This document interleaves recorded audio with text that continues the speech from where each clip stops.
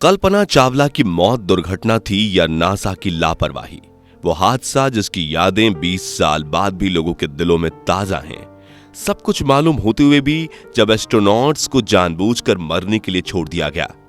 1 फरवरी 2003 यह इतिहास का वो काला दिन था जिसे कभी भी भुलाया नहीं जा सकेगा, क्योंकि भारत की बेटी कल्पना और उनके 6 साथी एस्ट्रोनॉट इसी दिन मौत की भेंट चढ़ गए थे। दरअसल कोलंबिया स्पेस शटल अंतरिक्ष में तकरीबन 15 दिन बिताने के बाद पृथ्वी पर वापस लौटते हुए एक जोरदार धमाके के साथ फट गया था, और इस दुर्घटना में कल्पना चावला व उनके साथियों को ऐसी भयानक मौत नसीब हुई जिसे सुनकर लोगों की रूह तक कांप उठी थी। पर क्या यह हादसा सच में एक हादसा ही था, या फिर नासा को इसके बारे में पहले से ही मालूम था?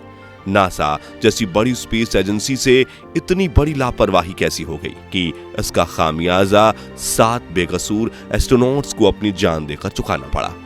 क्या वो एस्ट्रोनॉट्स सच में इस तरह मरना डिजर्व करते थे? आखिर क्या हुआ था 1 फरवरी 2003 के दिन? आइए ये सब कुछ डिटेल में जानते हैं। लेकिन वीडियो को शुरू करने से पहले हमारी गुजारिश है कि अगर आप चैनल पर नए हैं तो ऐसी ही इंफॉर्मेटिव वीडियोस देखने के लिए चैनल को सब्सक्राइब जरूर कर लें। दोस्तों, कल्पना चावला का जन्म 17 मार्च 1962 के दिन हरियाणा राज्य के करनाल डिस्ट्रिक्ट में हुआ था।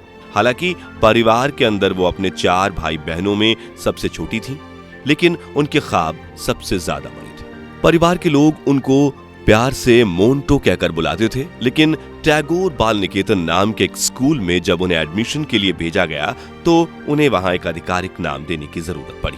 इस पर उनके पेरेंट्स ने कल्पना, ज्योत्सना और सुनैना इन 3 नामों में से कोई एक नाम चुनने के लिए कहा।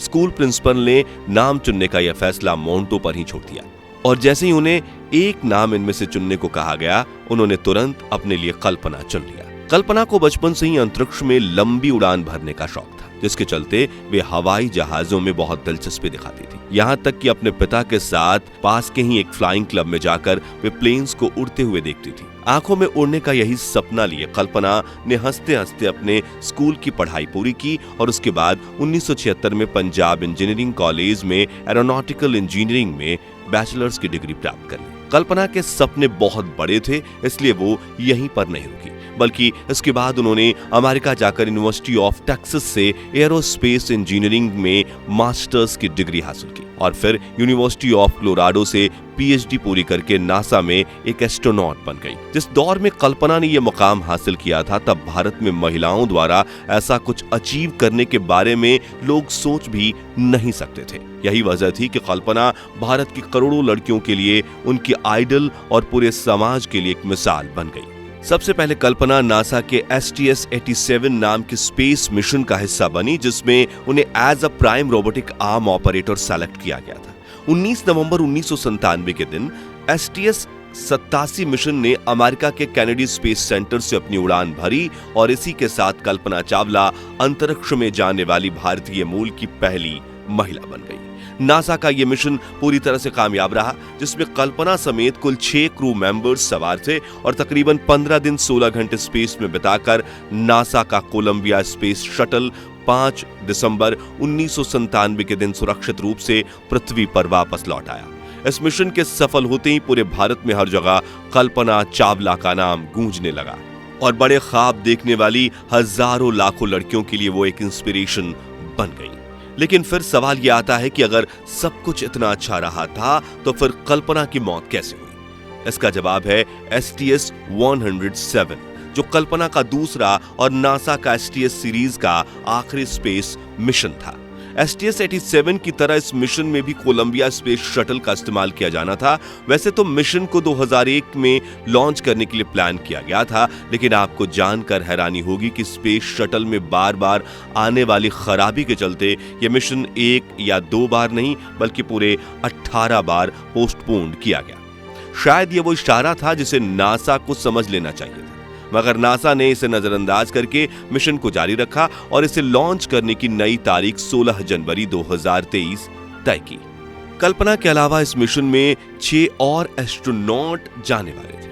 और इनका काम अंतरिक्ष में 15 दिन रहकर वहां कुछ जरूरी साइंटिफिक एक्सपेरिमेंट को अंजाम देना था। सभी एस्ट्रोनॉट्स लॉन्च से पहले बेहद खुश नजर आ रहे थे क्योंकि इन्हें कोई अंदाजा नहीं था कि इनका यह आखिरी सफर होने वाला है। आखिरकार वो घड़ी आ गई जब 16 जनवरी की दोपहर कोलंबिया स्पेस शटल ने कल्पना समेत 7 एस्ट्रोनॉट्स को लेकर कैनेडी स्पेस सेंटर से उड़ान भरी। लॉन्च के एकदम नॉर्मल रहने पर और जैसा प्लान किया गया था वैसा रहने पर कोलंबिया स्पेस शटल तेजी से उड़ान भरते हुए स्पेस में पहुंच गया। फिर कल्पना और बाकी क्रू मेंबर्स ने स्पेस में अपना काम करते हुए 15 दिन 22 घंटे 20 मिनट और 32 सेकंड बिताए और उसके बाद ये वापस आने के लिए पृथ्वी की तरफ बढ़ गए। लेकिन जैसे ही कोलंबिया स्पेस शटल पृथ्वी के वायुमंडल को टच करती है, इसमें एक तेज झटका लगा और एक बड़े धमाके के साथ पलक झपकते ये स्पेस क्राफ्ट राख के ढेर में बदल गया। इस हादसे के होने के दूर दूर तक कोई उम्मीद नहीं थी। लोगों को जब इसके दुर्घटनाग्रस्त होने और इन एस्ट्रोनॉट्स के मरने की खबर मिली तो वो अपने कानों पर विश्वास तक नहीं कर पाए। किसी को रत्ती भर यह अंदाजा नहीं था कि कोलंबिया स्पेस शटल के साथ कुछ ऐसा हो सकता है सिवाय नासा के। जी हां, ये बात बाद में सामने आई कि नासा को लॉन्च के समय ही ये बात पता चल गई थी कि एस्ट्रोनॉट जिंदा वापस नहीं आने वाले। दरअसल लॉन्च के वक्त फ्यूल टैंक पर लगा इंसुलेशन फोम का एक टुकड़ा उखड़कर तकरीबन 800 किलोमीटर प्रति घंटे की रफ्तार से स्पेस शटल के लेफ्ट विंग में जा टकराया था और इस वजह से कोलंबिया स्पेस शटल के लेफ्ट विंग में लगी रेनफोर्स्ड कार्बन यानी आरसीसी की हीट रेजिस्टेंस कोटिंग में 10 इंच चौड़ा गड्ढा बन गया। नासा की मिशन कंट्रोल टीम को इसके बारे में लॉन्च के समय ही पता लग गया था, लेकिन फिर भी उन्होंने इसकी जानकारी किसी को नहीं दी। शुरुआत में तो इसकी वजह से कोई परेशानी नहीं हुई, लेकिन मिशन पूरा होने के बाद जब कोलंबिया स्पेस शटल ने पृथ्वी के वायुमंडल में एंटर किया तो इस गड्ढे की वजह से वायुमंडल की हीट स्पेस शटल के इंटरनल सिस्टम तक पहुंच गई। हीट इतनी ज्यादा थी कि स्पेस शटल के अंदर ऑक्सीजन बिल्कुल खत्म हो गया, जिसकी वजह से सभी एस्ट्रोनॉट बेहोश हो गए और फिर अंदर का तापमान इतना ज्यादा बढ़ गया कि एस्ट्रोनॉट का खून उनकी बॉडी के अंदर ही उबलने लगा और अगले ही पल तेज धमाके के साथ सब कुछ राख में बदल गया। अब ये सवाल आता है कि अगर नासा को विंग में यह गड्ढा होने की खबर पहले ही पता चल गई थी तो उन्होंने कोई एक्शन क्यों नहीं लिया? क्यों इन बेकसूर एस्ट्रोनॉट्स को मरने के लिए छोड़ दिया गया? इस पर नासा ये कहता है कि उन्हें मामले की गंभीरता का अंदाजा नहीं था। यानी जब उन्होंने इंसुलेशन फोम के टुकड़े को विंग से टकराते हुए देखा तो उन्हें इससे होने वाले डैमेज का अंदाजा ही नहीं हुआ था। यहां तक कि इसके बारे में एस्ट्रोनॉट को भी एक हफ्ते बाद यह कहते हुए बताया गया कि यह बस एक मामूली सा डैमेज है और उन्हें घबराने की कोई जरूरत नहीं है। शायद नासा अगर मामले की गंभीरता को समझ जाता तो इन एस्ट्रोनॉट्स की जान गंवानी नहीं पड़ती, क्योंकि यह हादसा होने के दौरान नासा के पास एटलांटिस नाम का एक दूसरा स्पेस शटल लॉन्च के लिए एकदम तैयार था। ऐसे में नासा अगर चाहता तो एटलांटिस शटल को रेस्क्यू मिशन के तौर पर लॉन्च कर सकता था। साथ ही कोलंबिया स्पेस शटल में खाने पीने की इतनी आपूर्ति थी कि सभी एस्ट्रोनॉट्स 15 दिन बहुत आराम से उसमें बिता सकते थे, लेकिन ये सब तभी संभव हो पाता जब नासा को यह हादसा होने का थोड़ा भी अंदाजा होता। आज कुछ लोग तो ये भी आरोप लगाते हैं कि नासा को हादसे की गंभीरता का बहुत अच्छे से अंदाजा था, लेकिन उन्होंने अपना पैसा बचाने के लिए इन एस्ट्रोनॉट्स को रेस्क्यू करने की कोशिश नहीं की। हालांकि इन दावों में सच्चाई कितनी है यह कहना जरा मुश्किल है। वैसे आपको क्या लगता है, नासा को सच में हादसे का अंदाजा नहीं था या ये सब उसने अपने किसी मतलब के लिए जानबूझकर किया? कमेंट करके जरूर बताएं। बाकी दोस्तों, हमारी आज की इस वीडियो में बस इतना ही था। वीडियो अच्छी लगी हो तो इसे लाइक और शेयर जरूर करना, और अगर आप हमारे फेसबुक पेज पर नए हैं तो पेज को फॉलो भी जरूर करें। मिलते हैं जल्दी ही एक और इंटरेस्टिंग वीडियो में।